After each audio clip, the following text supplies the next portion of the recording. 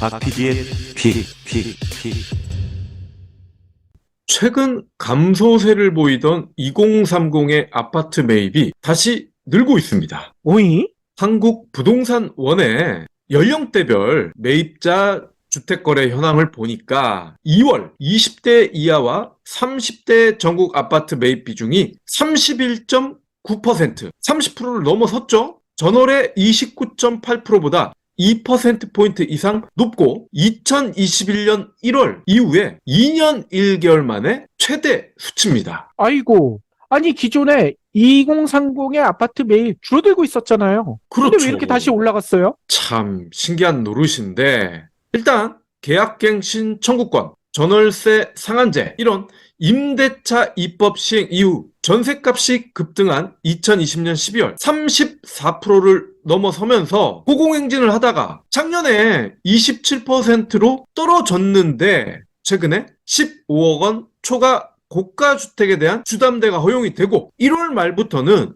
소득과 상관없이 9억 원 이하 집에 대해서는 최대 5억까지 4%대의 고정금리로 빌려주는 특례 보금자리론이 신설되면서 실수요층의 대출 문턱이 낮아졌다라고 보는 게 일반적인 시각입니다. 아, 근데 진짜 실수요층일까요? 그렇죠. 의심이 많이 되죠. 특히 생애 최초 주택 구입자에 대해서는 규제 지역과 무관하게 LTV가 80%까지 허용이 되고, 국민주택기금에서 지원하는 생애 최초 신혼 디딤돌 구입자금 대출 한도도 각각 2억 5천에서 3억, 2억 7천에서 4억으로 상향이 됐기 때문에 청년들이 돈을 땡기기가 쉬워지지 않았느냐라는 분석인 거죠. 작년 10월 26%까지 떨어졌던 서울 아파트 2030 매입 비중, 지난 2월 34.7%로 올라서면서 1월보다도 4%포인트 가까이 늘었습니다. 강서구의 매입 비중은 54.7%, 전체 거래의 절반을 넘어섰어요. 아무래도 강서 지역은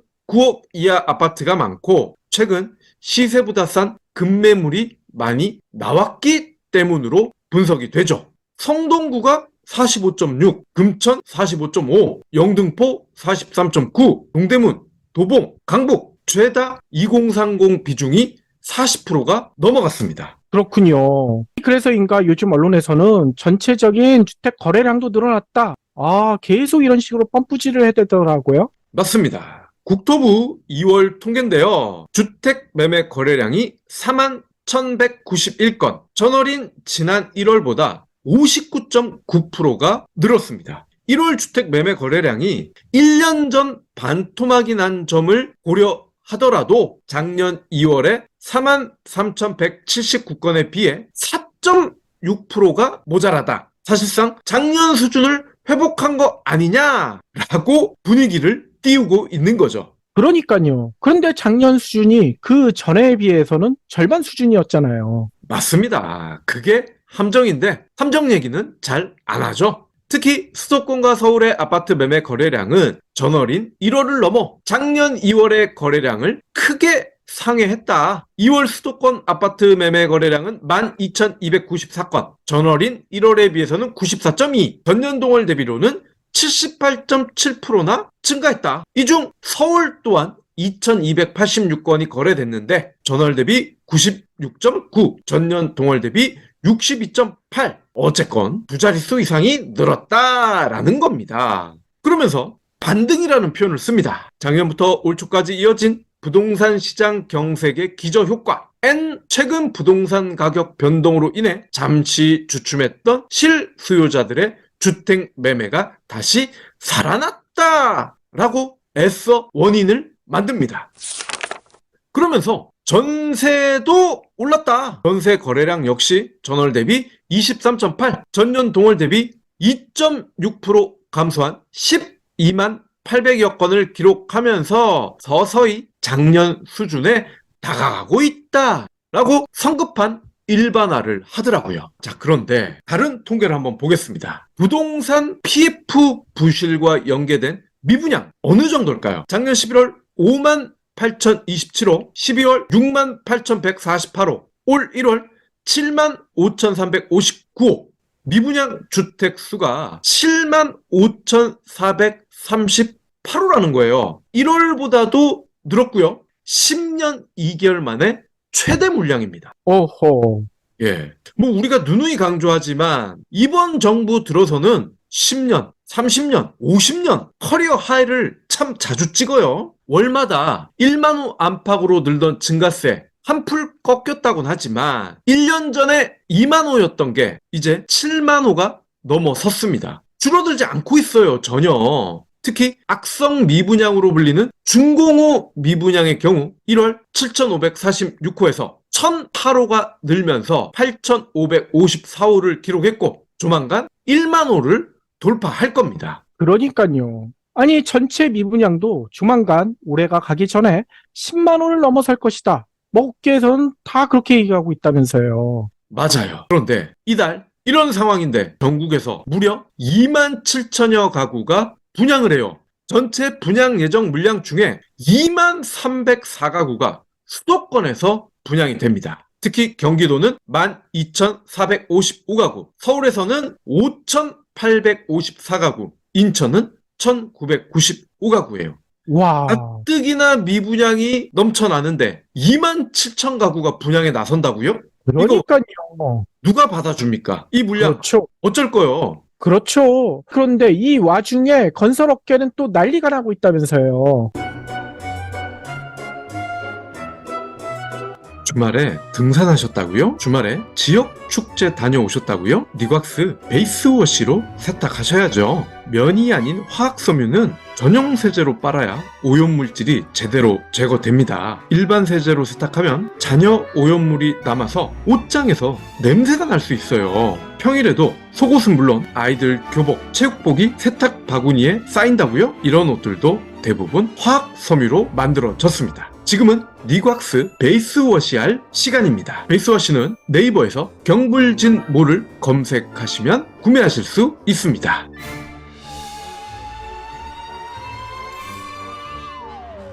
작년 지방 중소건설사와 시공 능력이 꽤 좋은 83위에 대우조선해양건설이 부도가 났죠. 그런데 최근에는요, 현대가의 중견건설사인 HNINC마저 법정관리에 들어갔습니다. HNINC 들어보신 분들도 계실 것 같고요. 낯선 분들도 계실 것 같은데 133이라고 말씀을 드렸죠? 현대가 3세 정대선 사장이 최대 주주입니다. 정 사장의 부친은 정주영 창업주의 사남인 고 정몽우 현대알루미늄 회장입니다. 그러니까 정 사장이 2008년 회사를 설립해서 현대중공업, 만도, KCC, 한라그룹, 이른바 범현대가 기업을 중심으로 소프트웨어 아웃소싱 수주를 하다가 2010년에 건설에 진출을 했어요. 해리엇, 써앤빌이라는 브랜드의 아파트, 주상복합, 오피스텔을 그동안 만들어 왔던 기업입니다. 최근에 동탄 쪽에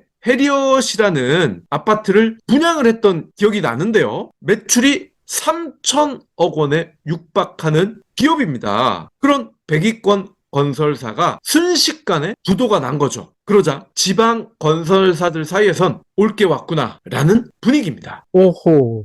금리 오르죠. 공사비 오르죠. 금융권 PF 리스크 관리 이어지죠. 재무구조 좋지 않은 지방 건설사. 가장 먼저 직격탄을 맞을 것이다 라고 쉽게 예상이 나왔는데 현실이 되고 있다는 겁니다. 작년 시공능력 202위에 우석건설, 그래도 여기가 충남에선 6위예요. 그리고 388위에 동원건설산업, 경남에서는 18위인데 부도 처리가 됐고요. 앞서 말씀드린 83위 대우조선해양마저 법정관리에 들어갔죠. 규모가 작은 지방 중소건설업계 상황이 더 나쁩니다. 국토부 시스템에 따르면 올해 3월까지 전국에서 폐업 신고를 한 종합 전문 건설사 무려 923곳입니다. 1000개 가까운 건설사들이 올 1, 2, 3월에 문을 닫았어요. 이게 현재 부동산 시장 상황입니다. 과장이나 거짓이 전혀 없는 객관적인